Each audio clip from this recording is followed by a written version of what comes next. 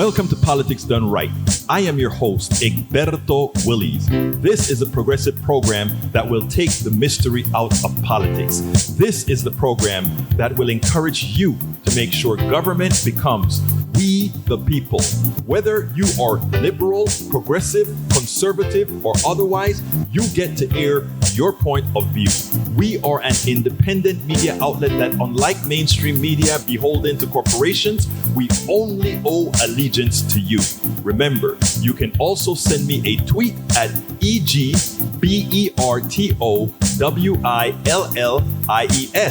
That is at Egberto Willies.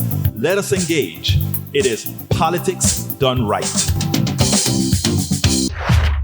Welcome to Politics Done Right from the studios of KPFT 90.1 FM, Houston, your community radio station. We have a great program for you today. We have a great guest today in Isaac Paul, who is the founder, editor of a very popular newsletter called Tangle. Check it out. I have it in the description as far as going to his site to sign up for the newsletter. At the end of his interview, he'll tell you how to go ahead and sign up for that newsletter. He has some of the concepts that we really talked about at Coffee Party USA and other organizations, where we don't try to change our values. We don't try to change our ideologies, because the good parts, I mean, and the truth of the matter is, if you're from a progressive standpoint, you know what we stand for.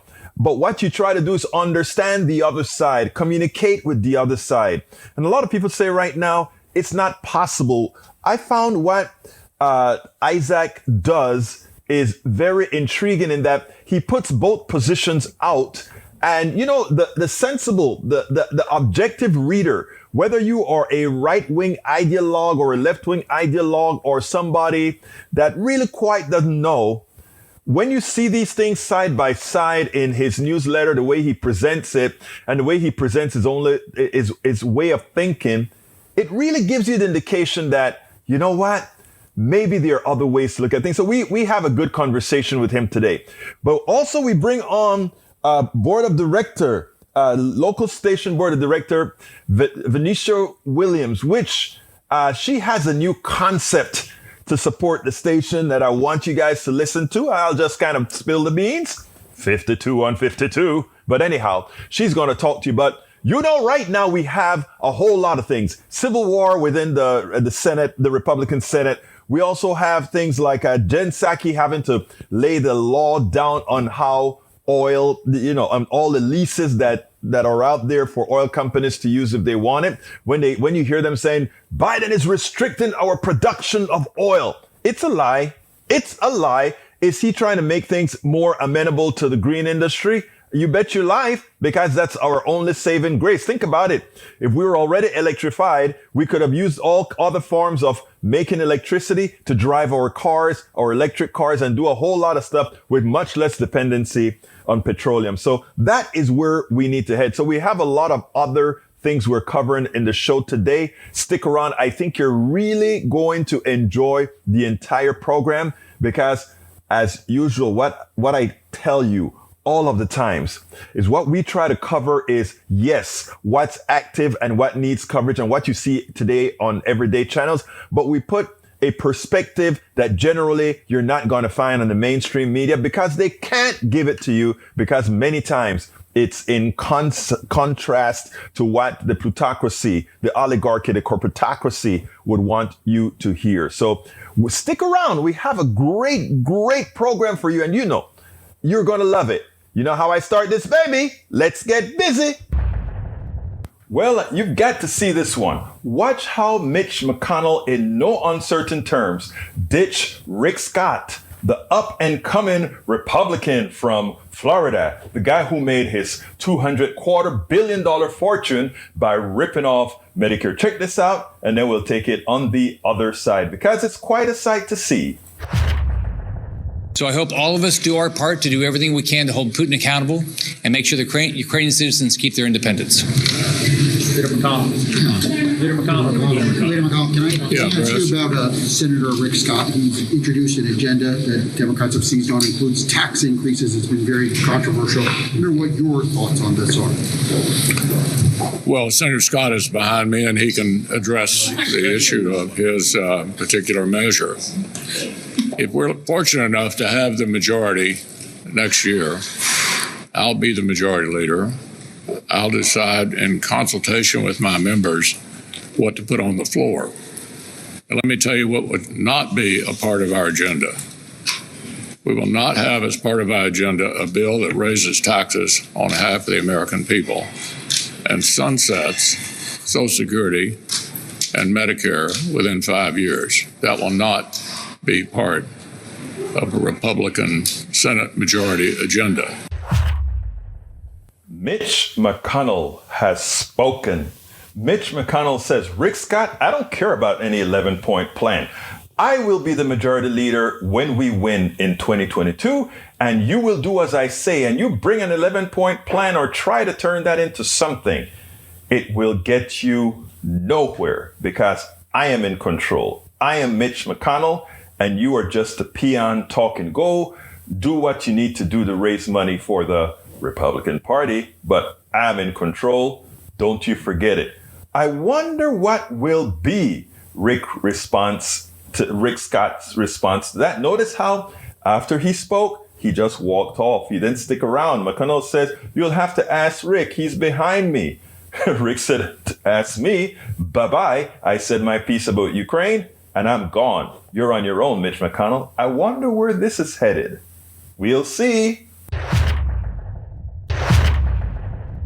The civil war has begun in the Republican Party. And guys, this is real. I mean, Rick Scott, well, I tell you what, let me go ahead and let you hear how it was characterized on MSNBC today. And then we'll get a little bit deeper. Check this out. Then we'll take it on the other side.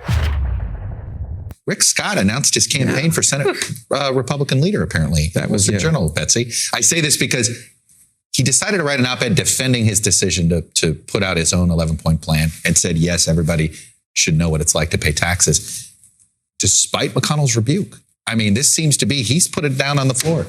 It's really an amazing level of tension within the Senate Republican Conference, which is one of the few remaining, usually collegial groups of people on Capitol Hill. The fact that Scott is really taking a shot at McConnell in this op-ed is, I imagine, just a symbol of much more to come. And it points to the fact that McConnell has a real weakness with the Republican base that Scott is positioned to exploit. All right, I hate to put it in these stark terms. If Republicans win the Senate, is Rick Scott majority leader? And if Republicans don't win the Senate, Mitch McConnell's minority leader bill?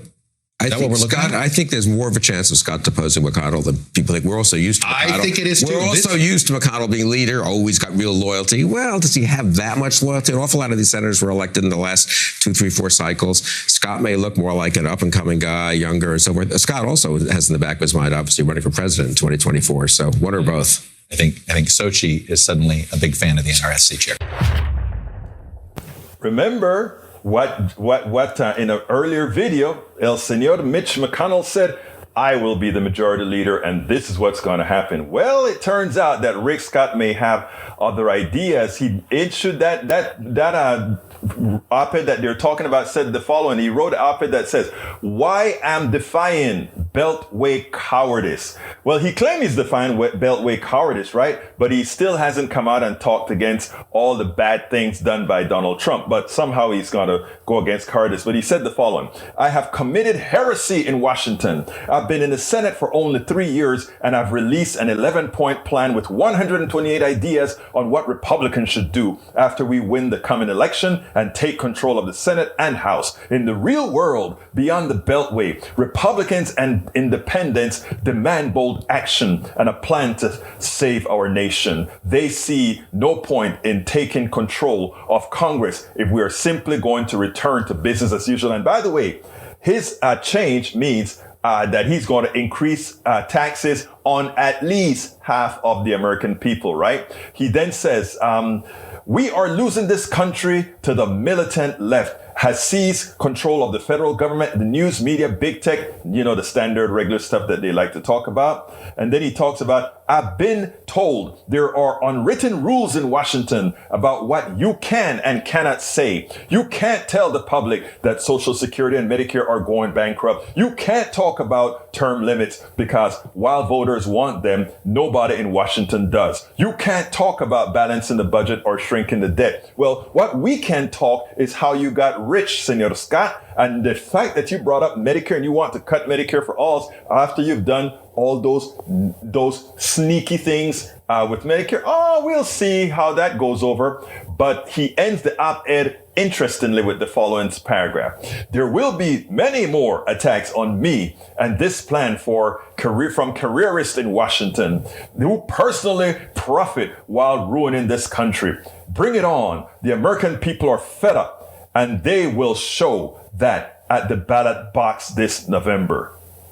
Do you really want to say that? You just opened the door for people to see exactly how you used government, Senor Rick Scott, to get rich. You are the one who used government money to get rich. It's amazing, the gall of these politicians. It's always great to see a good pushback in the mainstream media. In this case, it was from a truthful pundit. Well, as it turns out, from the Atlantic Council came one of their pundits, one of their reps that came out and said, and they tried to push the same old Trump narrative that somehow Donald Trump was tougher on Russians than was President Biden. Of course, what Donald Trump was doing was using policies from the past administrations, but, let's let it stand. It turns out that when Ayman Mohyeddin asked a few questions of this woman, she decided to tell them, first of all, that, hey, you guys are a speculative show. And by the way, you don't really have it right because Donald Trump was tougher on Russia. Of course, that's not the truth. And while watching it, I sat there and I'm like, who is going to refute this woman? Well, Ayman did a good job. He first said, wait a minute, wasn't this guy trying to undermine Russia by trying to destroy NATO? And she had to admit, yes, that's true. But the coup de grace came later on when she was put in her place based on what really occurred. Listen to this, and then let's go ahead and take it on the other side. Melinda, can you give us the long view here on what Tom was describing? How did the GOP evolve from the party of Reagan's Cold War mentality to where they are now, or where they were just prior to the Russian invasion? There's some problems with some of the arguments you guys have laid out. So Zelensky did get the meeting. He got the White House meeting last year. And there's some other problems with some of the arguments you guys have laid out. Trump was terrible on Ukraine. He was obnoxious. He got rid of Yovanovitch. He did also. He brought about a Ukraine gate. All that's true. But his actual policy was not bad. He was actually pretty tough on Russia. And I think that gets lost in the debate. Would he or would he not have gone in now? So the interesting thing is that the Russians are more scared of Trump than they are of Biden. The Russians think that Biden is weak. And that was one of the reasons why they calculated that they could go in now. They were scared of Trump because he was irrational and he's erratic. So I'm not sure, this is a highly speculative show, but I think that has to be part of the discussion as well. No, it's fair enough. But let me ask you really quickly, do you feel that Trump weakened the European or transatlantic alliance and weakened NATO, or certainly set out to do that? Absolutely. I think that's unquestionably true. But I think the important thing is how. Sorry, can I just follow up on that real quick? If that was Sure. if that was something that Trump did set out, wouldn't that be in Putin's calculation of saying, if he's weakened the alliance for me, then I don't necessarily have to do anything because the major threat to me that he perceived has been weakened for me without even having to fire a bullet? No, it's a lot bigger than that. So one of the reasons that he went in, one of the reasons Vladimir Putin went in, was he saw weakness everywhere. He saw it in Europe. There was no Merkel. He saw weakness in the United States, and he saw weakness in Ukraine. There was no one to stop him. It wasn't just about Trump. It's much broader than that. I can't let it stand to say that Trump was somehow tough on Russia here. There has to be a correction involved because the policies of the U.S. government were tough on Russia, put in place under Bush and Obama. Trump was impeached specifically because he was trying to get other people to break the law to undermine those existing policies because he didn't want to be perceived as rolling back those policies. He was literally trying to undermine the policies of his own government by getting other people to break the law and to weaken Ukraine. And that's why he was impeached. So it's not correct to say that Trump was tough. The existing policies were tough. Trump had left them in place and then broke the law and reached the point of impeachment by trying to undermine those policies. So I have to make that correction. We have to make that correction. And you know what was great? She tried to imply that, well, yes, NATO, he tried to destabilize it. Well, once you say that he was trying to destabilize NATO, you're already saying that he's playing into the hands of Putin. And why? Because that is exactly what Putin wants done. So she was incoherent, and I think for all practical purposes, no one can take her seriously anymore talking about any of these issues if she refuses to accept the fact that no, Donald Trump was never, ever tougher on Russia than other previous presidents. None of them would have done the things that Donald Trump did. And as the pundit said, what it's a fact is that Donald Trump was impeached for his attempt at undermining the United States of America. Not in quite those terms, but exactly that. Hey guys, as you guys know, we have been alive for 52 years. And you know what? Venetia Williams, one of our board members, came out with a hell of an idea. And I want her to kind of pump it up for us. But all of you guys that are listening to us right now, Fund Drive is over, but we still need you guys. Hey, Venetia, tell us what you think not what you think, tell us what we as members of Pacifica, as members of KPFT need to do right now.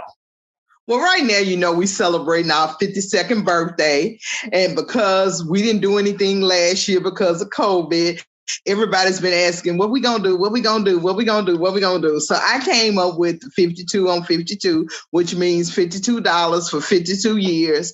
It's a fundraiser I've done with countless other nonprofit organizations. And so the premise of it is that you just donate simple, Simon. You donate $52 for 52 years. That's all you got to do. And it's our birthday celebration, and that's what it's for. Look, let me tell you, Pacifica KPFT is a hell of a radio station. We serve Houston. We're here to serve, and that's what we do. And, if you just go to our website and go to wait, how do they donate anyway? You tell me. Okay, they donate by going to kpft.org and the Fund Drive phone number. I don't know that phone number by heart, but it's 713-526-5738. Come on, Venetia. Okay, I never memorized. They need to get a simpler phone number, 526-6000 or something. I can't remember, but anyway, you just go to those two. You either go to the website or you go to the phone number and just follow the prompts. Well, and then how they ask you for what show you want it to be for. Just say 52 on 52. Well, it'll come up. What? It's so funny. I did it even simpler because, I went on the website and that they had that thing that said PayPal. And since you guys going to key on PayPal. I just click on PayPal and I did the $52 because $52, you embarrassed me in the board meeting because it was like, you mean you haven't done your $52 yet? And I did not do that. Hey, I did not do. Might as well you had.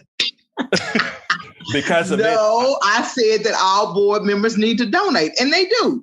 Because when what's his name is working himself crazy trying to find grants. And the first thing, I'm serious, a lot of people, if you're not into grant writing, you don't understand it. But if they're going to shell out big money, the first thing they're going to ask you is, what is your board 100%? Is your board 100%? And that's the first question they're going to ask. So $52, okay. And let's say, okay, it's hard times or whatever. You can stretch. I don't like to promote this, but you can stretch the $52 out for a year. But you know what, Venetia, I follow your lead. And the truth of the matter is, you've been working in this business for a long time in making sure that people get good programming and making sure that these nonprofit radio stations can stay alive, especially in these times when we need it. I just want to thank you because everybody knows this 52 on 52 campaign is yours. It has a ring to it. And for all of you that are listening to Politics Done right now, this is $52. Look, Venetia is one of our trusted members. And I tell you what, that's so sweet. If she says 52 on 52, let's do 52 on 52. So call right now, 713-526-5738. 52 on 52, tell them that you want to give that $52. And I tell you what, the easy way, go to kpft.org and click the donate button or click the PayPal button, whichever one. Click PayPal. And choose $52 and keep this station alive. We're still working very hard to get that new building, that new equipment. And everything. Yeah, we're getting a new building, y'all. And I got some ideas for that too, but I just did not say that out loud. Because all the parties haven't gotten together yet. But let's stick to 52 on 52 until you get all of that stuff hammered out, Venetia, and then we're gonna get it done. So, folks, again, I want to thank very kindly Venetia for appearing on Politics Done Right to promote this 52 on 52. Because I tell you what, KPFT needs good people out there working their butts off for this station. And Venetia is one of our trusted members that's out there busting her butt for this station. Venetia Williams, thank you so kindly for coming on to KPFT. Thank you, and Bertal, you know I love you. You're one of my favorite people. Well, you know it's like ditto. Yeah, you one of my favorite people. We got it, girl. Thank you very much. All right. No, thank you. And thank you, everybody. 52 on 52. There you go, 52 on 52. Thank you, folks. A lot of people of color are having problems getting out because they get to the train stuff and they said, no, the true, real Ukrainians first. So think about this. Suppose we were to go ahead and help them out. We go ahead and help them out, and we have some Latinos and some dark-skinned Latinos and black guys going out there and fighting in Ukraine. And then they have to get out and to think about a Ukrainian saying, I'm sorry, we got to get the Ukrainians first. That's the first thing that hit my mind when I saw that. I said, these people are going through a war, and their prejudice superseded their state of war. Their prejudice superseded their state of war. Can you believe that? Those were some of the things that told me right then and there, go fight your war. We'll help you. Because we don't want, Russia is just as bad, by the way. So, go fight your war. And we'll help you however we can. But as to go ahead and spill American blood, absolutely not. Check this out, and then we'll take it on the other side with what McConnell had to say. My next guest is calling on the Western world to do more to help Ukrainians win the fight for their country. In a piece he co-authored, former National Security Council Director Alexander Vinman writes, the Kremlin has become a fascist threat, and it is Ukraine that is leading the charge to defend Europe, a fight that the world cannot afford to let the Ukrainians lose. Joining me now is Lieutenant Colonel Alexander Vinman. He's the former Director for European Affairs for the National Security Council. He has served in the United States embassies in both Kyiv and Moscow. He is also a veteran of the Iraq War and a Purple Heart recipient. There was a threat assessment update in Congress earlier today with the intelligence community giving an update to the House Intel members. And the assessment said that it is not believed that Russia wants a direct conflict with the United States.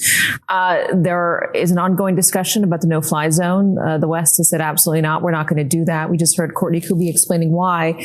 I'm going to ask you, as somebody who knows this better than I do, if Russia and Vladimir Putin don't want a direct conflict with us, does that make it an easier decision to say, hey, yes, I think we can risk a no-fly zone?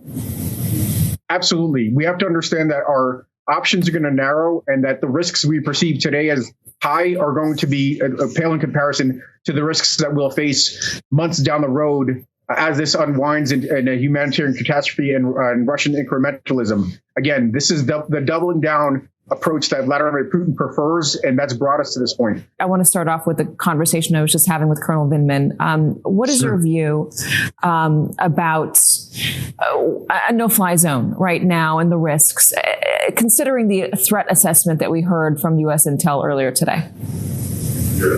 Well, thanks for having me. Just full disclosure, Colonel Vinman, he wasn't a colonel then, but he served on my team in Moscow. So you've got great guests. And I want to just congratulate the coverage that we together have been doing here, especially the Ukrainian voices. Their voices need to be heard. I disagree with Alex. I think a no-fly zone is the wrong move. I support the President of the United States on that. Let's just get rid of this euphemism, no-fly zone. Let's call it for what it is. It's war. If we try to implement a no-fly zone, that means that an American pilot has to shoot down a Russian pilot. And if we do that, that's a declaration of war. And Vladimir Putin has been very clear that that's the way he sees it. And if we're prepared to do that, if the American people want to go to war with Russia, I think it would be a mistake. But if we're prepared to do it, then we should have a vote in the U.S. Congress, because the Congress is supposed to declare war. That's what we need to do first. We should stop calling it a no-fly zone, and we should start calling it declaration against Russia to go to war. And I just don't think that's the right thing to do right now. He's absolutely right. It's not the right thing for us to do right now. It's something that we should not do at all. We spend a lot of time deconstructing the news, trying to parse it into a form that everybody can understand. We try to find those little nitpicks where it flies above the fray, etc.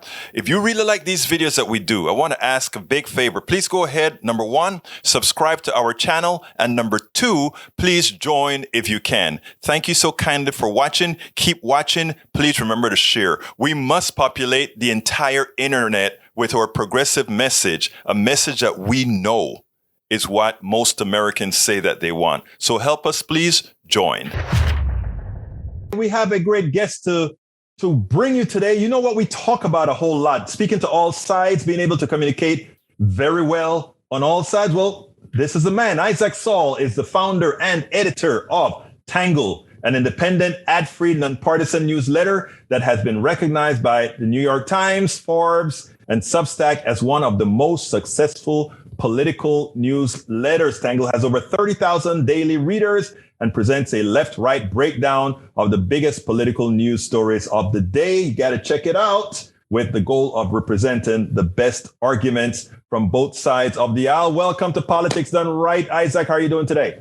I'm doing well. Thank you so much for having me. I'm glad to be here. Well, look, first of all, tell me a little bit about yourself. How did you get started, etc.? Sure. Yes. I'm a political journalist. And, I came to this work by publishing my writing, my opinions, my investigative journalism, my straight news reports in a wide variance of news outlets. And over time, realizing that people essentially trusted or listened to what I was writing based solely on the outlet that it was being published in. So, I could write the same piece in Fox News and Huffington Post. And if it was in Fox News, no liberal would read it or care about it or trust it. And if it was in the Huffington Post, no conservative would read about it or care about it or trust it. And I decided that I wanted to try and bridge the gap a little bit and I think there's a lot of problems with the current media ecosystem. And one of them is that we're not honest about our biases as journalists. Another one of them is that, depending on what news outlet you read, you're almost certainly going to get basically just one side of the story. And so I came up with this concept to just put what the right is saying, put what the left is saying right next to each other, let you read both of those things, come to your own conclusions, add a little bit of my own commentary, some basic facts about the story too, and then kind of take it from there. I simply love that, because I hate to say that's what I do. I'm a lefty, but the truth of the matter is a lot of my audience are people on the right because of the honesty with which I accept what I believe in, and I accept that they believe what they believe. And I think that's important. I mean, I don't know. I kind of have a hunch where your persuasion is. I'm not quite sure, especially after writing that particular Huffington Post article about Hillary Clinton. I thought it was, I was going to hit that one. Yeah. But it was honest, and that is what I think people like. I think people probably enjoy that. It's not about what you say; it's about whether what you're saying is fact based or whether you're honest with the belief that you have. Your thoughts? Yeah, I mean, what I like to say is that, I'm politically incongruent. I don't fit into one box. I mean, the story you're referencing is a piece I wrote, I guess 6 or 7 years ago now, in 2016, leading up to the election, where I basically, apologized for some really critical writing I had written about Hillary Clinton. I'd sort of excoriated her and then gone back and said, you know what, maybe there's more merit to her candidacy than I had thought.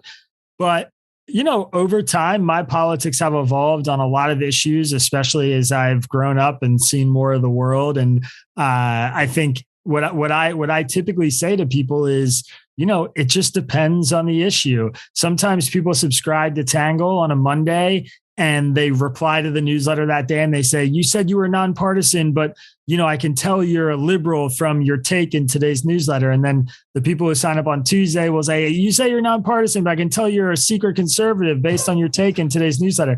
And it's because, it just depends on the issue. And I think a lot of Americans are like that. I think a lot of people don't fit neatly into one political box. And I'm trying to say, that's okay. It's all right to dunk on your team every now and then. It's all right to change your point of view on something if you see a good argument for it. And it's okay to say, I'm not a Democrat or a Republican. And I think that's becoming more and more popular today. I mean, independents are now the largest self-identified political group in America. And it's for good reason, because, the two major parties are both deeply flawed right now. Yeah, they're absolutely and deeply flawed. Now, interestingly, you said something about not being a partisan. I don't consider myself a partisan. I consider myself, however, believing in a particular ideology. And I think what's interesting is most of the people in this country believe in my ideology, and I would proffer your ideology as well, which is whatever is good for the vast majority of people, whatever the policies are. And, most of the times those policies appear in one section, but every so often it appears somewhere else as well. And you have to be brave enough to point that out. And I think in your writings, your later writings, that is something that you prove. Your thoughts on that? Look, I mean, I think, progressives are called progressives for a reason and conservatives are called conservatives for a reason. I mean, one side is trying to change the country and reform it in a lot of ways, and the other side is trying to prevent change and hold on to certain things from the past. And I think there are great things about our country and our country's founding and the status quo. And there are really bad things about it too. And that to me is sort of what both sides kind of bring to the table and offer in a really helpful and valuable way. I think one of my positions right now that is sort of evolving, or I'm reflecting on a bit more, is that I have for a long time been a huge critic of our military defense budget and how big it is and how bloated it is and how much money we spend on guns and tanks and airplanes and bases in other countries when our schools are falling apart and all these things. And then, I watched Ukraine get invaded by an authoritarian leader this month. And I have to admit, it occurred to me, I'm really, really glad that I know this would never happen in the United States, because we're the biggest and the baddest and nobody's going to come for us. And it was the first time in my life I've ever really second guessed that political view of mine. And I'm trying to reflect on it with an open mind right now. And I think, more Americans should be open to that and open to changing their opinions and thinking about it, because, I think the vast majority of people are well-intentioned. And while most politicians are very interested in preserving their power, there are a number of really decent, good politicians on both sides of the aisle who are trying to do what they think is good for the country. Now, you opened a door that I would like for you to maybe write some about, and I'd love to get that newsletter myself and post it. But you made an interesting point that Ukraine really sort of made you rethink your thought process on big military. And there's for me, that's neither here and there, other than should we look at it from the point of view like, okay, I'm glad that there's still a big military, as opposed to why can't we do both, or even that maybe some is overkill. Your thoughts? Yeah, I mean, I think, I guess, first of all, it's something I'm still processing a little bit. And so I'll caveat everything I'm about to say with that. But I think it's just that I'm realizing that our safety and our security as a country is something that I often take for granted, and that a lot of countries across the planet don't live with that safety and don't live with that security. And the reason that we have that safety and that security is because we have the biggest and the most well-funded military in the world. And most countries recognize that it would be a suicide mission to invade us or to, really mess with us, even on the world stage. Now, of course, that doesn't change my view that a lot of the military explorations that we've taken, from Iraq to Afghanistan to funding Saudi arms, all these things, I still view very negatively. I mean, I don't think we should be spending our military money on projects in other nations, quote unquote, spreading democracy with bombs. But I think for the first time, really recognize why so many conservatives in particular support such a huge military budget, which is that they recognize that there are a lot of threats out there in the world, and it's better to be safe than sorry. And, just watching the events of the last few weeks have made me reflect on that a little bit. Today I got a message from a good friend that we participate in several organizations, nonpartisan organizations, that is. And one of the questions that she asked, and this isn't any kind of a gotcha or anything, but I would love to hear your opinion on that, because I gave an opinion. I'm pulling it up as we speak, if it'll decide to come up someday, somehow, sometime. But I'll caveat the question and say it this way. She said, is journalism should journalistic objectivity be standard reporting? Your thoughts on I'm going to give you my answer after, but I'm curious to see how you would interpret that question. Yeah, it's a huge question our industry is facing right now, and my answer is that no journalist is truly objective. There are fair journalists and there are hacks. And I think it's really important to separate the two. I think it's important to separate the reporters out there who clearly have a political agenda, who are willing to obscure the facts or spread misinformation in order to tell the story they want to tell. But I know a lot of liberal and a lot of conservative journalists, people who openly wear their politics on their sleeves, who are also really great, fair reporters that will go out and cover a story and do it fairly. And I think there's a lot of honor in the work that journalists do when it's done right. And the best reporters feel a great deal of responsibility to try and tell a story that's true and honest and holistic. And so, it's not always easy to decipher, but one of the things I like to remind people is, look, even the most liberal journalists in the world are often the ones who are most critical of their team, of the Democratic Party. I mean, they're the ones who write the hardest hitting stories about the president, who is a Democrat, because they expect the highest of that president. The famous example, in my opinion, is, the New York Times, widely seen as a left-wing newspaper now, is the paper that broke the story on Hillary Clinton's emails. They're the paper that has covered Obama's drone wars in the Middle East. Two of the biggest stains on two of the biggest Democrats in the country came from the New York Times, which is supposed to be a paper that is, a left-wing paper. And you just never know how it's going to play out. I first of all, I agree with absolutely everything that you said. I want to read 2 short paragraphs that I told her, and I want you to comment on that and expand on it, actually. I said, should journalistic objectivity standard reporting? Yes. But journalistic objectivity has never existed. To begin with, journalists and or their producers choose the stories they cover. And the stories they cover, even if they are simply reporting occurrences without opinion, illustrate subjectivity. As an example, figure out all the violent crime in any given city, then watch the local news. Do the protagonists of said violent crime on the 6 o'clock news reflect either the totality or proportionality of those in reality? I don't think it does. Your thoughts? Yeah, I mean, story selection bias is one of the biggest and most important kinds of bias that exist in the news. Obviously, the easiest way to illustrate this is go to HuffingtonPost.com on one morning and then go to FoxNews.com on the same day. And the front pages of those two websites will be radically different, despite the fact they're trying to cover the exact same thing, U.S. national politics and global political world.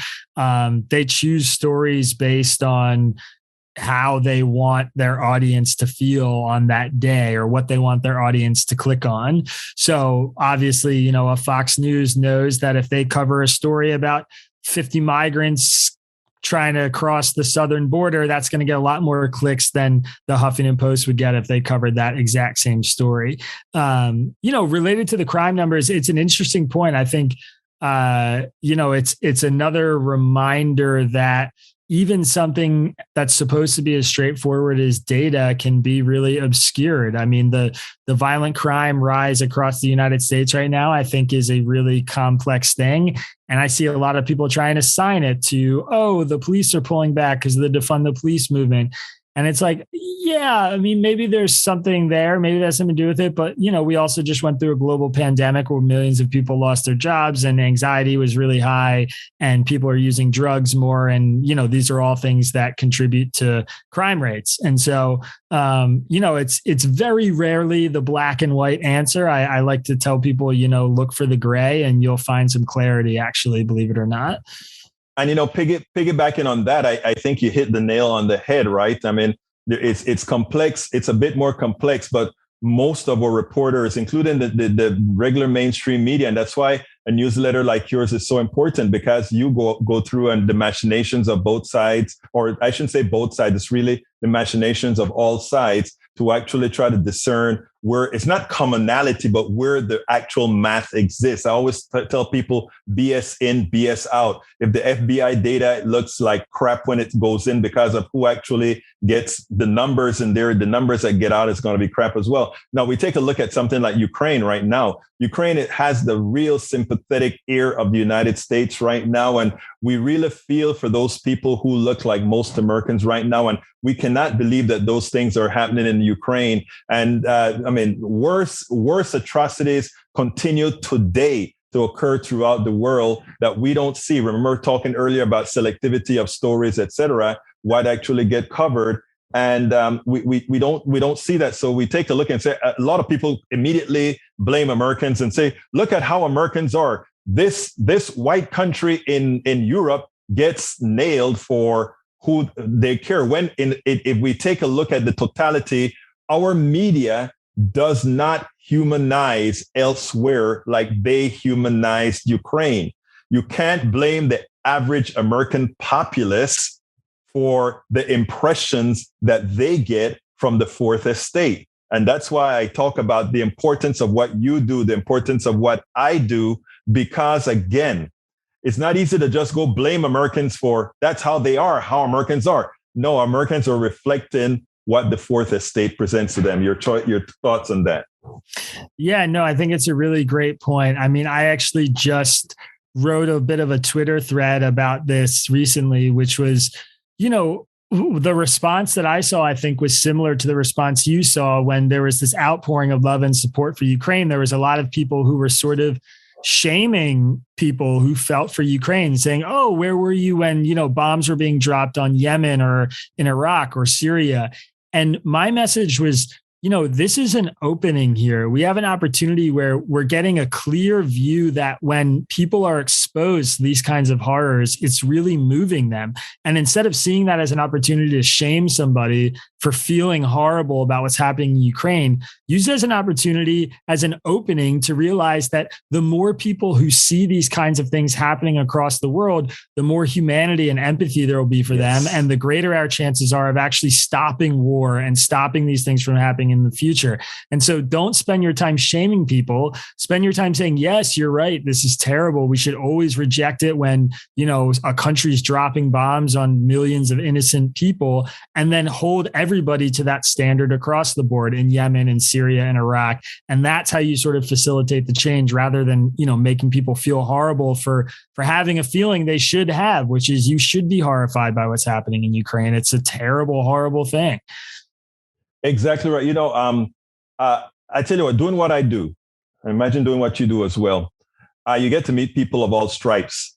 And what I've really found out when I tell people all the time, most people are good, right?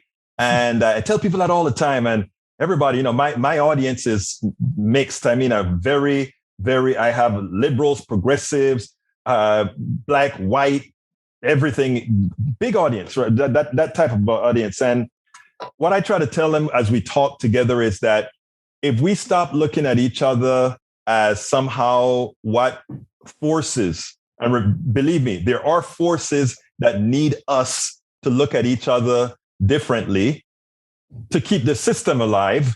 You need those forces. I said, if we start, I always talk about loving your brother on my show, my program, if we just start thinking that kind of a way, you know what I mean? You'd start to see a whole lot of things change. Because when my right wingers come and they name call me on my show, I look at them and say, hey, cool, brother, still love you, man. And understand that a lot of these things are externalities. A lot of these things come from abroad, and start looking at people's humanity proper. A lot of these problems are solved.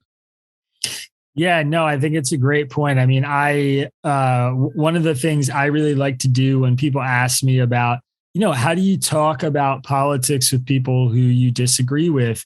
I get a lot of emails from, readers who have an aunt or an uncle, or they have kids who are really politically opposite of them, or friends even.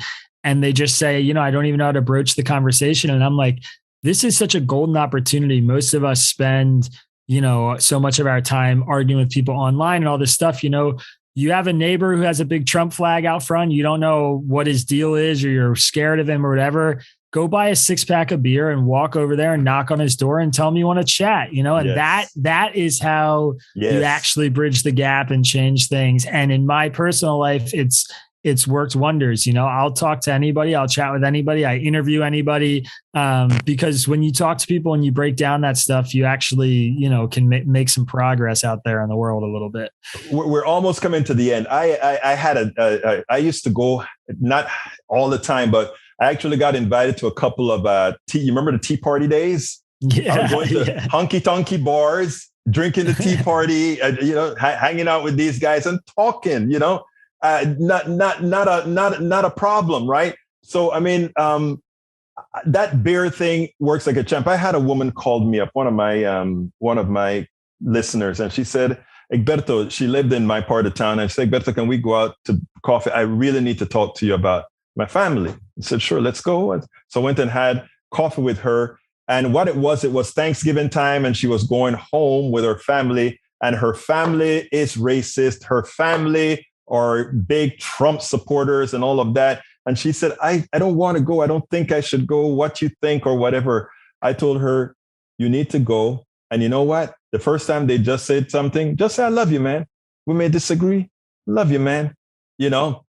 And she left there with a big smile on her face, because I think one of the things is that she is so enlightened. She thought that it was almost doing something wrong by going to hang with her family, who she knows was a racist bunch. And I'm like, no, it's your family. Just go out there and you keep trying, just go out there. It works. And in the long run, they will see what comes out of you and they'll change. Yeah. And to that point too, I should add, there are a lot of conservatives out there who are scared to speak their mind because they feel like they're going to be hated by people on the left. And if you're a liberal, and it sounds like maybe a lot of your audience is progressive, I mean, being able to hear somebody who is on the right espouse their political views and not immediately demonize them is a good way to earn their trust and make them feel more comfortable and more vulnerable and more willing to talk out their side of things too. Because just like there are a lot of people like that who are scared to go home to their, Trump family or their racist family or whatever, there are a lot of conservatives out there who are scared to speak openly about their views because they're worried about getting canceled or screamed at or labeled a racist or a bigot or whatever. And, we're really not talking to each other enough right now. It's a big problem. That is so true. Well, let me ask you, Isaac, last question is, and I asked this one to everybody on my show at the end. What would you have liked me to ask you that I didn't? Oh, man, that's a great question. I would have liked you to ask me something about my political views changing, I think. That's always a good question. Well, have at it. Well, I guess to that point, what I like to say when people ask about, one of the questions I get from a lot of people is, you write this newsletter, you always talk about changing your political views, where have your views actually changed? Today, I guess I had a little bit of an example that I'm going through this thing with the military funding, but one of the political views that I've had really change, I guess my political view hasn't changed, but I've become a lot less radicalized about it, is the issue of abortion, which I am a pretty still vehemently pro-choice. But in my experience writing this newsletter, I have interacted with a ton of readers who are anti-abortion, pro-life conservatives, and talking to them, emailing with them, writing with them, even having a phone call with a few. I've realized that kind of the caricature that I've been fed of most pro-life Americans is actually just that. It's sort of like a really extremist version of these kind of really hateful, oftentimes super religious, very, very, very conservative Americans. And what I've found is that a lot of these people are just like really decent people. They don't want to control women's bodies. They just fundamentally want to, keep life. And it's a much more relatable position from talking to them about it. And I've sort of come to realize that, not every pro-choice or not every pro-life person out there is just like a raving religious zealot. A lot of them are actually not religious. A lot of them are Democrats. A lot of them are politically moderate. They just have this issue that they really care about, whether it's because of religion, whether it's a scientific thing that, once they hear a heartbeat, they feel that means we should preserve the life. And I just really come to kind of respect a lot of their, I guess, motivations for that political view, even though I still disagree with them. And I think there's a lot of other reasons to disagree with them aside from just the really religious conservative stuff. But I've learned to have really productive conversations about it, which I never thought I'd be able to do, since I think it's one of the hardest topics in the country right now. Prescient. I tell you, if I had more time, I would have told you about my Medicare for All story and a conservative woman ultimately coming up with that solution herself. And when realizing that she came up with the same solution that I did, who at that point she didn't know I was progressive, said, "But you're so nice." And the reason I'm saying that is you use the word caricature.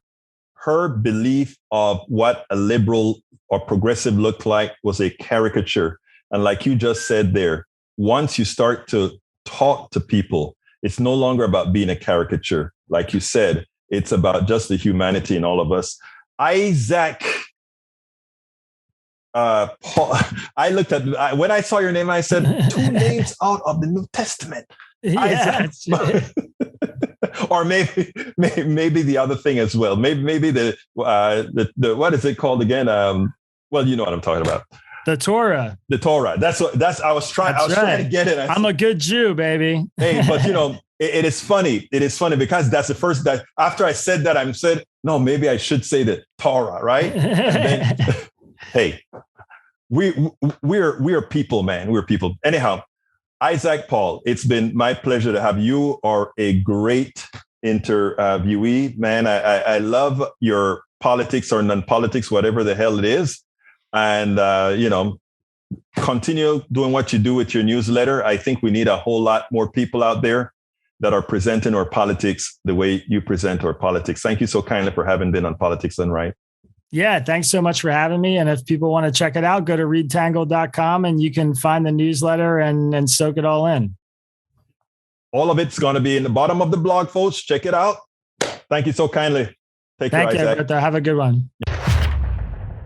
You can listen and or watch Politics Done Right Mondays through Fridays on Facebook Live at facebook.com/politicsdoneright or on YouTube Live at politicsdoneright.com/YouTube. Please do not forget to follow me on Twitter for updates. My Twitter handle is @Egberto Willies, @EGBERTOWILLIES. But don't you forget, listen to us live on air at KPFT 90.1 FM on Thursdays at noon and at Fridays at 11 a.m. all Central Time. Please get one of my several books out there. As I see it, Class Warfare, the only resort to right-wing doom, for a contribution of $120. It's worth it. How to talk to your right-wing relatives, friends, and neighbors for a contribution of $120. How to make America utopia, take away the economy from those who rigged it, for a pledge of $120. Get any 2 of those books for $200, any 3 of those books for $250. The contributions for my books go directly to support our station, KPFT 90.1 FM. Alternatively, folks, please get your basic KPFT only membership for $40, a Pacifica only membership for $25, or choose from one of our many other gifts for your contribution. Just go to kpft.org, choose Politics Done Right for the program, and select an option either for our books or something else to support the station. It is definitely worth it. Please remember to keep your community radio station in your minds. Keep KPFT on your mind. Talk about it. Tell your friends about it. Tell them you know about this station in town, 90.1 FM Houston, that needs your support. That is there to provide that nourishment that we need. KPFT 90.1 FM Houston.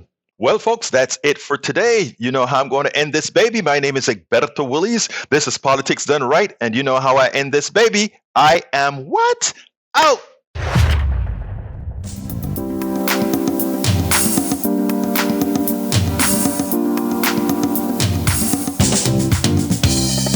Welcome to Politics Done Right.